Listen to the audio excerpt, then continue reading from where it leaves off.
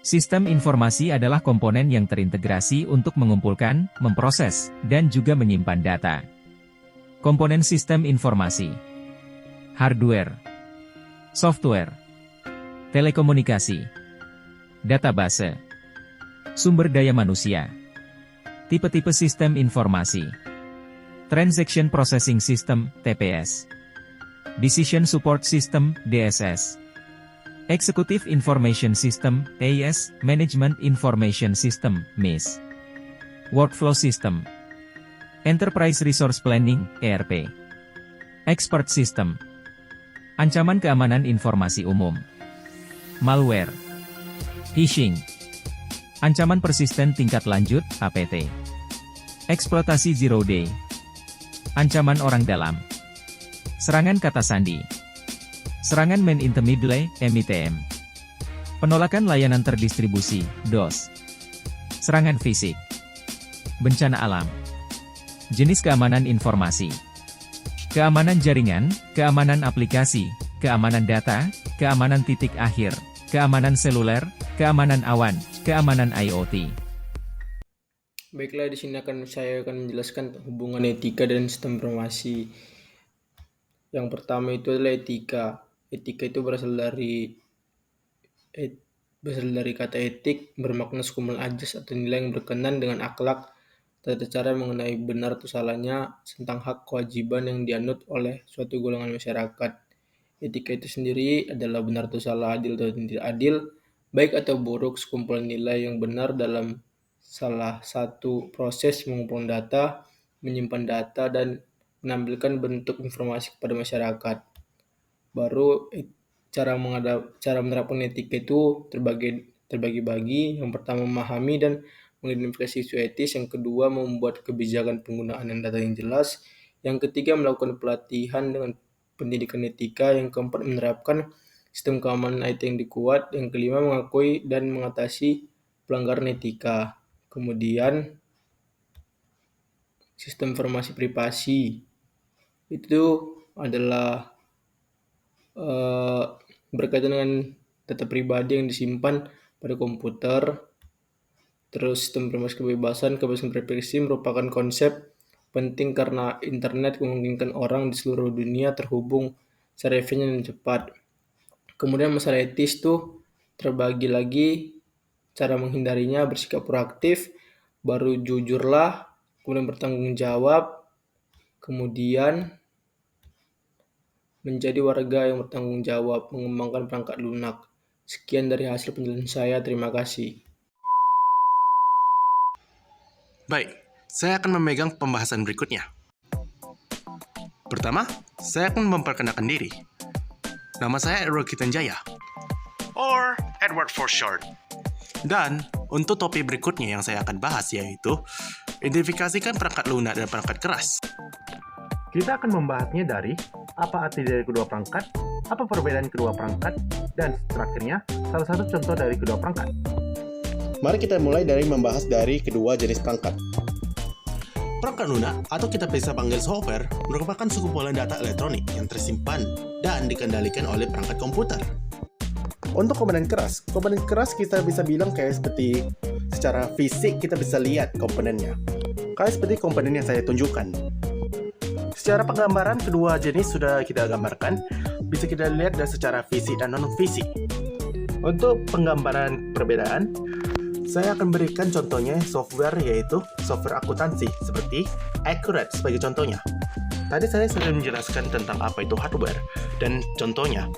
Kita juga harus membedakan kalau jika hardware ini juga ada input dan output. Tetapi itu untuk pembahasan untuk lain kali. Untuk sekarang, teman saya akan membahas untuk topik berikutnya. Sekian dari saya. Basis data dan manajemen data. Basis data atau database adalah koleksi data yang sistematis yang disimpan secara elektronik. Ini dapat berisi semua jenis data termasuk kata, angka, gambar, video, dan file. Basis data memiliki fungsi yang pertama integritas data, keamanan data, penskalan yang efisien, dan analitik data. Jenis key dalam basis data ada primary key, foreign key, composite key, alternate key, dan juga ada candidate key. Manajemen data. Manajemen data adalah proses pengumpulan, penyimpanan, pengamanan, dan penggunaan data organisasi. Manajemen data juga memiliki fungsi yang pertama meningkatkan pendapatan dan laba, yang kedua mengurangi inkonsistensi data. Manajemen data juga memiliki arsitektur dan pemodelan data.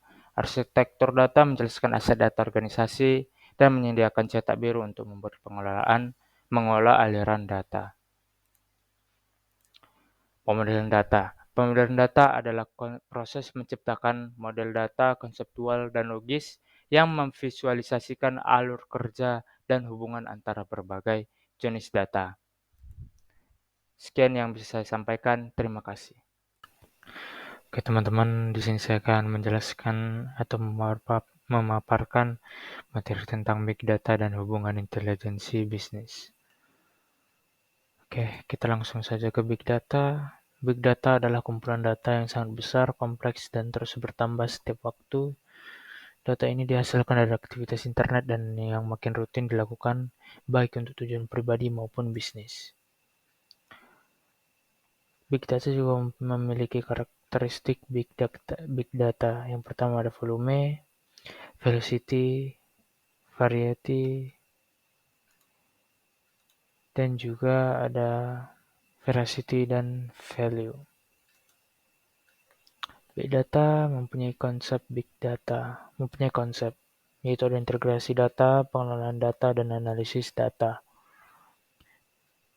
Manfaat dan contoh big data dalam bisnis ada pengembangan produk, peluang inovasi bisnis, user experience atau UX, keamanan data.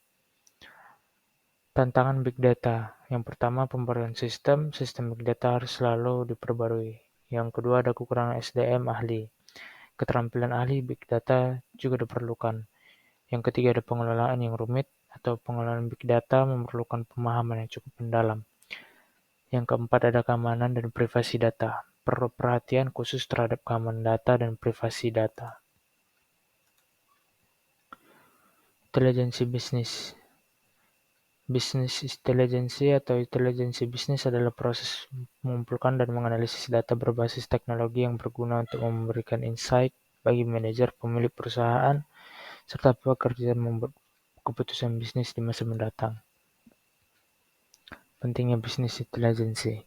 Bisnis intelijensi memegang peranan penting bagi bisnis untuk dapat menggali informasi berguna yang bisa dijadikan dasar mengambil tindakan. Melalui data yang akurat, pengguna bisa menyusun strategi tepat untuk meminimalisir resiko. Dan manfaat bisnis intelijensi ada mendeteksi hambatan dalam rantai supply dan distribusi sehingga mencegah kerugian finansial. Yang kedua, membantu identifikasi masalah. Yang ketiga, mengoptimalkan proses bisnis. Dan keempat, mengelola data pekerja. Memahami kerja bisnis intelijensi.